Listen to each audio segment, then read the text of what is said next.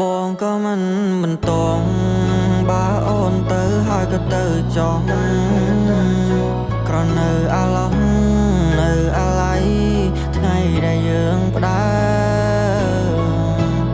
អនុសាសន៍កន្លងមកហើយនឹងងកាលនៅវិទ្យាល័យពេលវេលាដែលមាននំឡៃដល់ឥឡូវក៏នៅស្រមៃពីសយាដែលមិនប្រាថ្នាអ្នកថ្មីចង់ក្រោយនេះទៅក៏ទៅអ្នកនៅក៏នៅតែរីងរៃអូនភ្លេចពីសំដីថាវាគ្មានន័យសម្រាប់ស្រីឡើយ